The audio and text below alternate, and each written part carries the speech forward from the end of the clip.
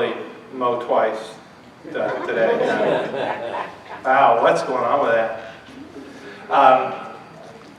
Same sort of, wow, what's going on with that when we unpack this issue of holiness.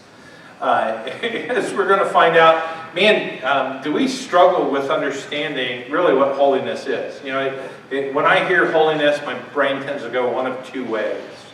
And that's after all these years of studying. So this morning, Core52 passage, Leviticus 11:45. I am the Lord who brought you out of Egypt to be your God.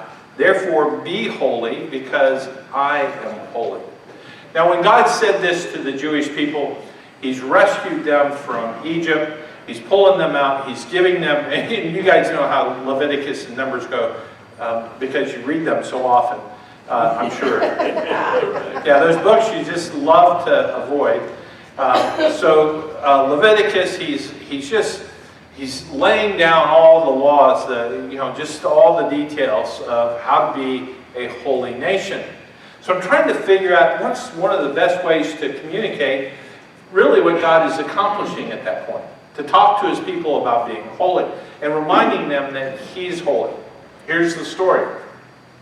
Years ago, we're living in Albany, Georgia, and outside of Albany, Georgia is the only remaining Marine Corps logistics base in the world. And that's where everything gets shipped out of. Of course, our congregation in Albany always had Marines in it. And any Marines in the congregation? Yeah, you never stop being a Marine, do you?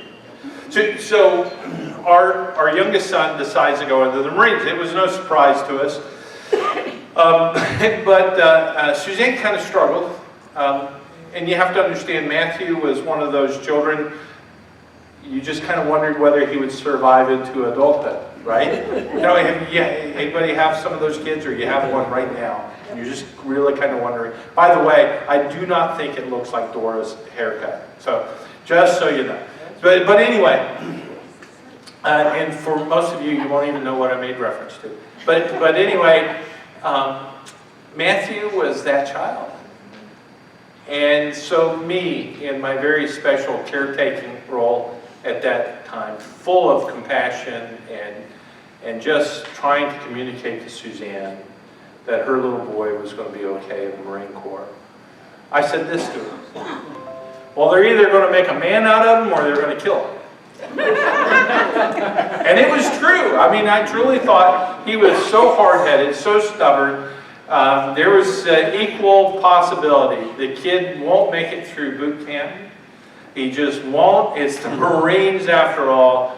And or they would make a man into him. Graduation day comes. Boot camp. We go up there. We're living in Georgia at the time. We go up to Camp Lejeune, which was really kind of interesting. We take a tour of the camp, and we pull around and we see him out. He's out there with his group. The DI is yelling at him, and you know how DIs are. For those who don't know, DI stands for drill instructor. They're mean, they're nasty, and they don't say nice things to you. That's their way of motivating you. And basically, these boys are nothing more than the scum of the earth. They are less than human. If you listen to what the DI is saying, they're less than human. There's no way. They're maggots. You get an idea what that is. Next day, we go back into town, stay at our hotel. Next day, we come back for graduation. And it goes really well. Of course, parents are crying. Dads are proud. These kids are graduating. He's wearing his pretty uniform. And then we take them the next morning. We take them out to breakfast. And that little town has nothing. The only reason it exists is because of the camp, right? It's the only reason this strange little town exists. And we're in this nasty little diner. And apparently it's frequented by all the Marines. And we go in, and Matthew is with us. And it's anticlimactic at this point. All of a sudden, the guy walks through the door, and this is Marine. high and tight. You know, the hair's just cut super tight. Gray hair, ramrod straight. And this guy looked like he was born tough. He's been tough all his life. He could take a 20-year-old and mop the floor with him. He just had that look. Walks in, you know that's a Marine. Matthew sees him and snaps like this. He's sitting there, ramrod straight himself, eyes forward. And all this guy says is two things to him, two words. Semper Fi, Marine. And all of a sudden, you saw Matthew transform. Now remember, just earlier he had been a maggot. He graduates, and now, no, you're in the in club. You are a Marine. And again, we noticed a lot of changes too. Yes, sir, no, sir, yes, ma'am, no, ma'am. We never heard that. We don't even know what that was. There was, you know, an alien had possessed our son, and now he's human. You know, it was amazing. The Marine Corps really just transformed him. I think that's what God's trying to do with us. When He says something, I'm holy, and I've chosen you to be holy. Of course, if you've read the chapter in Mark Moore's book, he goes into great detail about God choosing and declaring us to be holy. But I think we still have that problem of misunderstanding what holiness is. So here's our misunderstanding. One, we tend to think it's something about righteous. You know, that holy people are righteous people. And sometimes we think this position, my position, just because you're in this position, you tend to be more holy. I have to tell you, I probably do some of the same things you guys do. I have to tell you, I likely do some of the things some of you guys do. I'm still getting over the weirdness fact, and I've been in this for over 20 years now, full-time ministry. But I'm getting into the weirdness that sometimes people think your prayers mean more than their prayers. And so there is an essence of righteousness, but it's more than that. Number one, we're all declared to be holy.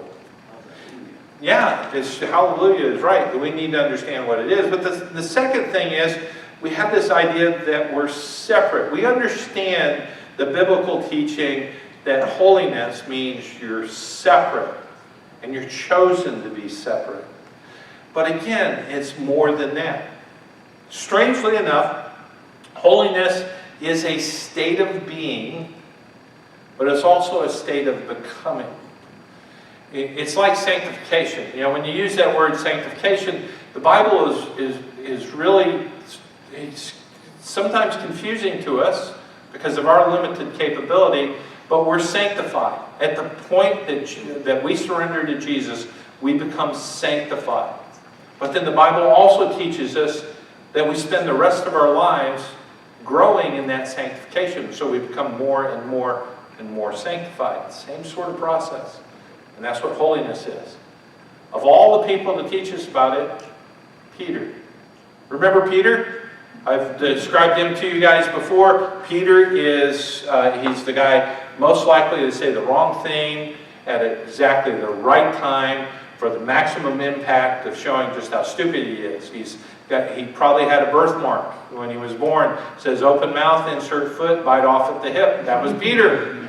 Yeah, right? Well, here he is. He writes this letter, 1 Peter, which is where we're going to spend our time today. So go ahead and turn to 1 Peter chapter 1. We'll start at verse 13. I'm going to give you a little bit of context here, because when we get later on, he's going to give us some interesting instructions. I just want you to know at what point in his life that he writes this. There's a very, very good possibility that Paul has died within the last year at the hands of the emperor. So as he writes this, it's really important for you to understand the time frame. We don't know for sure. It's just, it's a best guess, academic best guess as the timeline of when these things are written. But that little bit of information is going to be important. 1 Peter chapter 1, verse 13. Therefore, with minds that are alert and fully sober. So guys, let's get serious right now. That's all he said. Set your hope on the grace to be brought to you when Jesus Christ is revealed at his coming. As obedient children, do not conform to the evil desires you had when you lived in ignorance. But just as he who called you holy, so be holy in all you do, for it is written, be holy, because I am holy. Leviticus, right there. 1 Peter 1:17. Since you call on a Father who judges each person's work impartially, live out your time as foreigners here in reverent fear. And I think that's going to be important for us to understand from this point forward.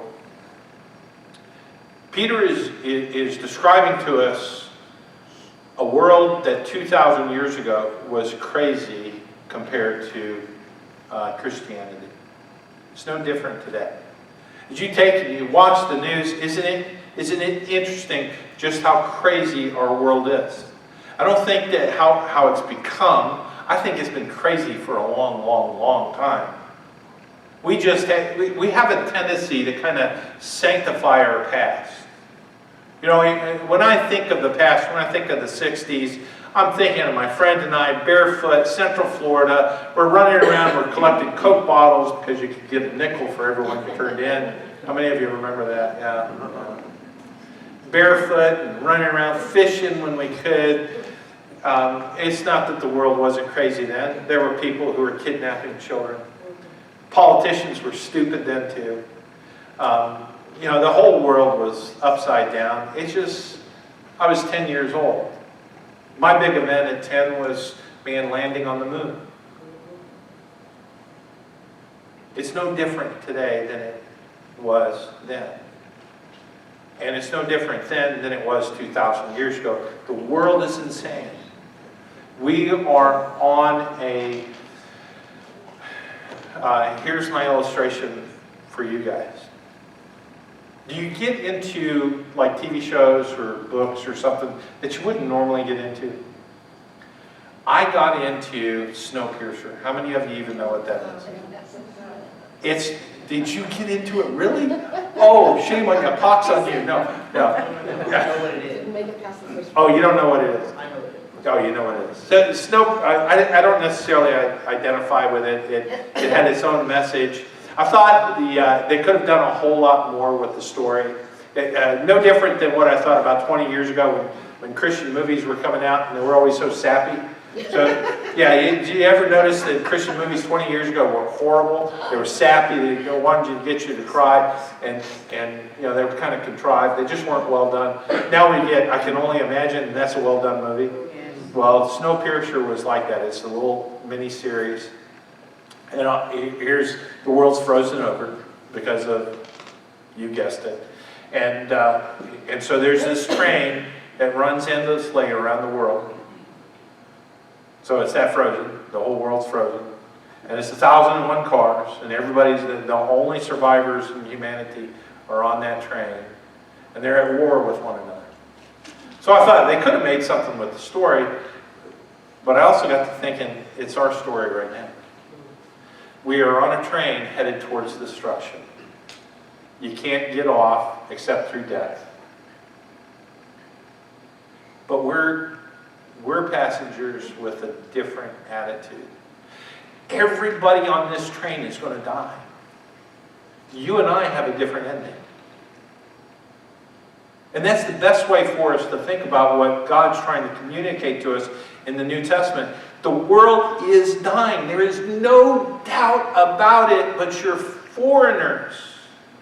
You are foreigners in a foreign land. They are going to hell, period.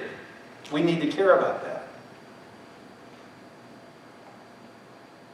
But we need to care about people that are going to hell and not necessarily losing some of the things we think. The train's going to burn up. It's just going to go away. And that's all Peter is trying to say. Since you call on a Father who judges each person's work impartially, live out your time as foreigners here in reverent fear. Be awe-filled with what God's doing, but fear Him more than you do man. For you know that it was not with perishable things such as silver or gold that you were redeemed from the empty way of life handed down to you from your ancestors, but with the precious blood of Christ, a lamb without blemish or defect. Why do we need that reminder so much? The New Testament just never lets up on it. We need to be reminded that you were bought. You were purchased by the blood of Jesus Christ. You are not your own. We don't exist for our own devices. It's not our own purposes. We're not trying to create something. As much as I love my home, it's not really mine. As much as I do fixing up, it's not really mine. It's a tool that God's given me. And it's the same thing with everything. Everything about our lives is purchased by God. We are not our own. And the Bible reminds us of that over and over and